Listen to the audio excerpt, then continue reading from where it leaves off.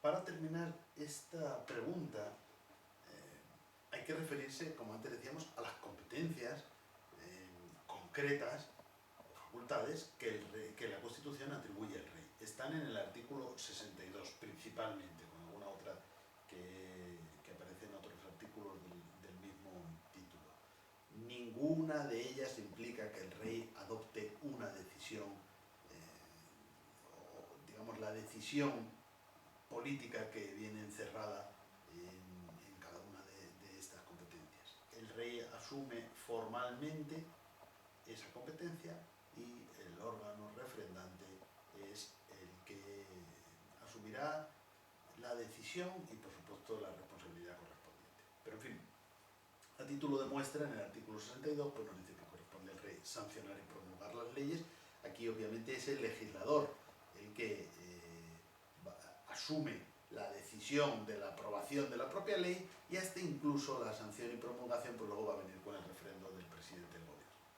Convocar y disolver las Cortes Generales y convocar elecciones en los términos previstos en la Constitución, ya nos hemos referido a esto, convocar al referéndum en los casos previstos en la Constitución, proponer el candidato a presidente del gobierno, en su caso nombrarlo, así como poner fin a sus funciones en los términos previstos en la Constitución, artículo 99 que veremos en su momento, nombrar y separar a los miembros del gobierno a propuesta de su presidente, expedir los decretos acordados en el Consejo de Ministros, conferir los empleos civiles y militares y conceder honores y distinciones con arreglo a las leyes, ser informado de los asuntos del Estado y presidir a estos efectos las sesiones del Consejo de Ministros cuando lo estime oportuno a petición del presidente del gobierno. Ojo, que aunque sea cuando lo estime oportuno el rey, es a petición del presidente del gobierno, o sea que ni siquiera es que el rey pueda decir, bueno, pues ahora hoy me apetece ir al Consejo de Ministros, pues ahí me presento, a petición del presidente del gobierno. El mando supremo de las Fuerzas Armadas, también hemos hablado que esto implica que el rey, por supuesto, es capitán general de los tres ejércitos, pero la capacidad de gobierno o de decisión sobre las Fuerzas Armadas la tiene también el gobierno. Ejercer el derecho de gracia con arreglo a la ley, que no podrá autorizar indultos generales, y el alto patronazgo de las Reales Academias.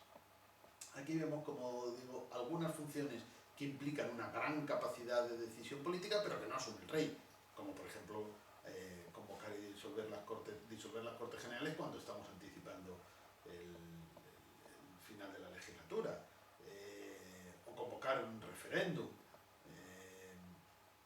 o nombrar y separar los miembros del gobierno, pero naturalmente, ya te dice, a propuesta de su presidente. Y otras que tienen un carácter pues más bien simbólico, que viene unido a ese papel representativo del rey, como esta última que hemos leído, el alto patronazgo de las Reales Academias. El artículo 63 completa un poco esta enumeración de competencias. El rey acredita a los embajadores y otros representantes diplomáticos.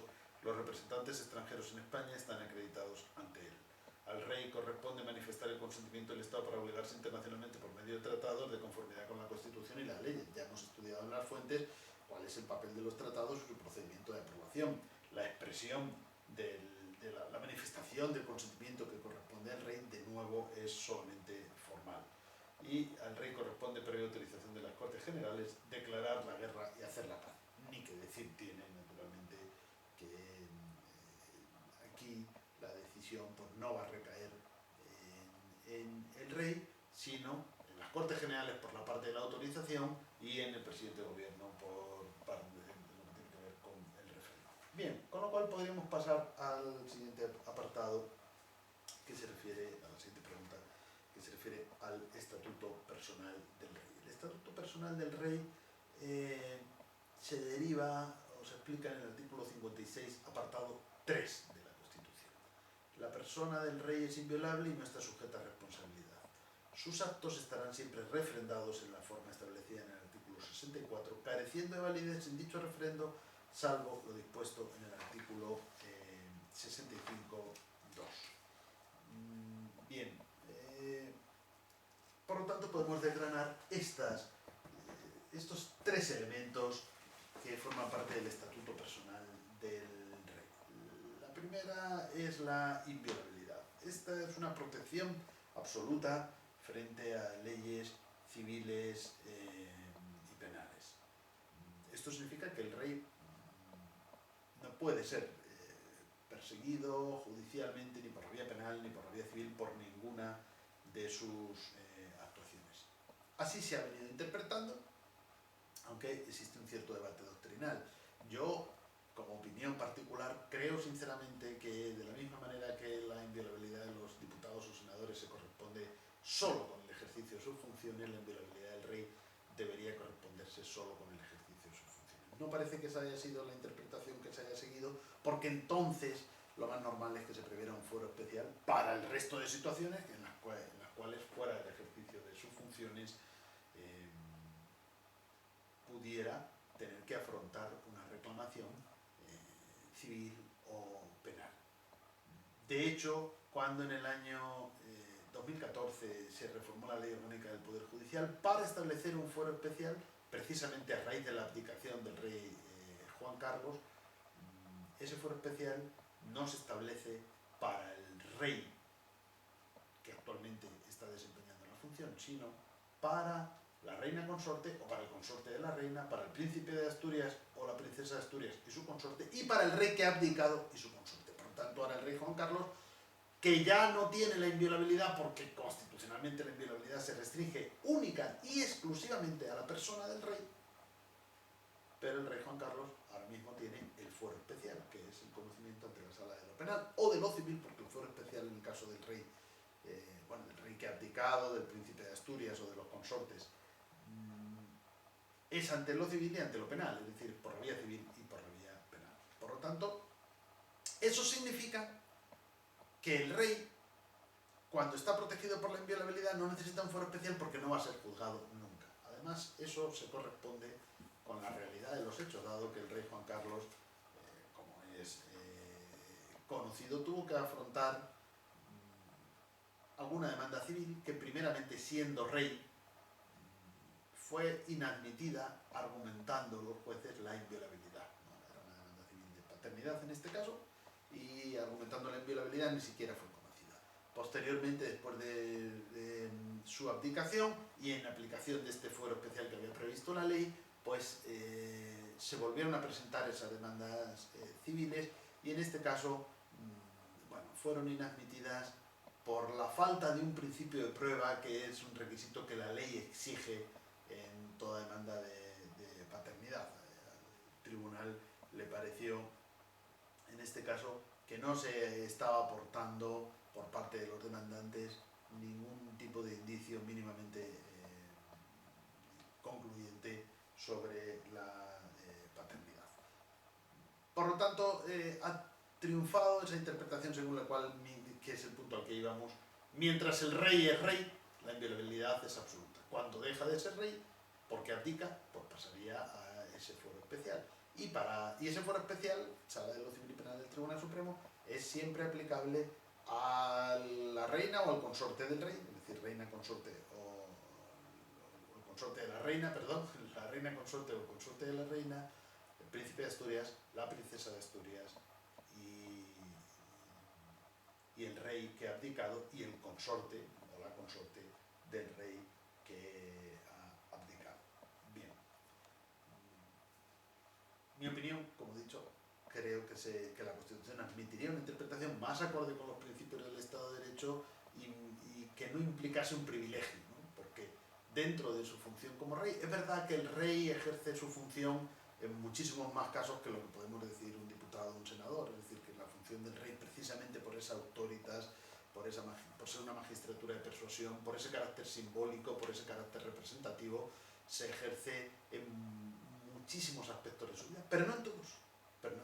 El rey tiene también aspectos puramente privados en los cuales no está actuando como rey, y yo pienso que en aquellos casos no debería protegerle la inviolabilidad, y no haría falta cambiar la Constitución para eso, sino simplemente interpretarla de otra manera. Pero de momento se ha interpretado así. Por lo demás, tampoco hay que olvidar que la inviolabilidad del rey podría plantear algún problema respecto al Estatuto de la Corte Penal Internacional que ha ratificado España, y que en el artículo 27 pues reconoce la posibilidad de juzgar a cualquier jefe de Estado o altos cargos, es decir, que no está excluida la posibilidad de procesamiento y de juzgamiento ante la Corte Penal Internacional ninguna persona por su condición condición de jefe de Estado, de altos cargos, etcétera, etcétera. Es verdad que España interpretó esto en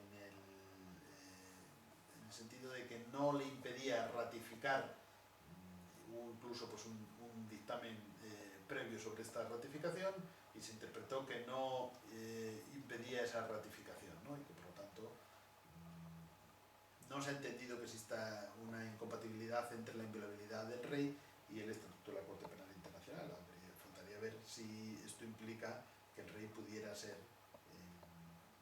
procesado ante esta Corte Penal Internacional. Bien, el primero de los parámetros, por lo tanto, es la inviolabilidad, el segundo es la no responsabilidad, que va unido al tercero, que es la necesidad de referendo de sus actos. La no responsabilidad es consecuencia lógica de la falta de decisión política. Si la decisión política no la ha adoptado el rey, pues no debe responder por ese tipo de actuaciones. La responsabilidad la asume el órgano refrendante. ¿Qué actos del rey se refrendan? Bien, pues solamente hay dos excepciones. Dice el artículo 56, apartado 3, que sus actos estarán siempre refrendados en la forma establecida en el artículo 64, careciendo de validez dicho referendo, salvo lo dispuesto en el artículo 65.2. Pues bien, por lo tanto, el artículo 65.2 dice: el rey nombra y releva libremente a los miembros civiles y militares de su casa. Pero el artículo 65.1 añade: el rey recibe de los presupuestos del Estado una cantidad global para el sostenimiento de su familia y casa y distribuye libremente la misma. Por lo tanto, esas dos competencias del 65.1 y del 65.2 parece que el rey puede adoptarlas desde el punto de vista constitucional sin necesidad de referendo. La verdad es que los decretos, los reales decretos que han nombrado al jefe de la casa del rey, a otros miembros civiles y militares de su casa, vienen en la práctica refrendados. Por lo tanto, a pesar de que la Constitución exime a estos reales decretos de referendo, en la práctica se han venido refrendados. Y la distribución libre de la cantidad que recibe de los presupuestos, pues también ha sido ya más tarde matizada, porque la ley de transparencia, por ejemplo, pues obliga también a la Casa del Rey. Eso implica no que afecte a esa distribución, que en principio es libre y por lo tanto puede realizar, en este caso, el rey y no otros órganos constitucionales. Ojo, que estamos hablando solo de la distribución, no de la asignación, que no corresponde determinarla al rey, sino evidentemente a las Cortes Generales como representante del pueblo soberano a la hora de distribuir los presupuestos. Pero incluso esa distribución, que puede ser libre, ahora va a ser siempre objeto de conocimiento y de publicación. La ley de transparencia afecta también a la corona y por lo tanto incluso en esos actos que no requieren refrendo, bueno, pues como vemos, eso no significa que estén exentos de control. En la práctica, en el caso del nombramiento de miembros civiles y militares de su casa, reciben incluso ese refrendo. ¿A quién corresponde el refrendo de los actos del rey? Bien, como regla general, lo va a hacer siempre el presidente del gobierno. Hay unos casos excepcionales en los cuales lo va a hacer el presidente del Congreso. Artículo 64.1. Los actos del rey serán refrendados por el presidente del gobierno y, en su caso, por los ministros competentes. La propuesta y el nombramiento del presidente del gobierno y la disolución prevista en el artículo 99, no todas las disoluciones, que esas las va a refrendar el presidente del gobierno, sino la del 99, que es la disolución automática cuando, después de 2 meses desde la primera votación de investidura, el Congreso no ha logrado investir un candidato. Bien, pues esas dos, esa disolución automática y la propuesta de nombramiento del presidente del gobierno, van a ser refrendadas por el presidente del Congreso. Todas las demás, según la trascendencia, van a ser refrendadas por el presidente del gobierno o, eventualmente, para el caso de normas infralegales que procedan no del gobierno en su conjunto, sino de alguno de los ministerios, el refrendo lo va a llevar a cabo el ministro competente. Por lo tanto, solo 3 órganos pueden refrendar, repito, para intentar aclarar este punto: presidente del gobierno, ministros o presidente del Congreso. Ningún otro sujeto político puede refrendar los actos del rey. Como también quedó aclarado, porque algún estatuto de autonomía, bueno, pues pues erróneamente encomendaba el refrendo del nombramiento del presidente de la comunidad autónoma a un órgano de la comunidad autónoma. Esto no es posible. Solo los órganos a los que la Constitución atribuye el refrendo pueden refrendar. A veces hacemos recomendaciones bibliográficas puntuales para aquellos que les interese un tema específico. Bueno, lo voy a hacer en este caso porque el refrendo tiene una monografía excelente escrita por el profesor Pedro González Trevijano, que hace un análisis exhaustivo del refrendo, no solo en nuestra Constitución, sino enmarcado en todos los regímenes comparados que prevén el refrendo, que no solo son monárquicos, sino también republicanos, ¿no? El refrendo de los actos del jefe del Estado. Pero el sentido obviamente no va a ser el mismo en todos los sistemas, o por lo menos la regulación.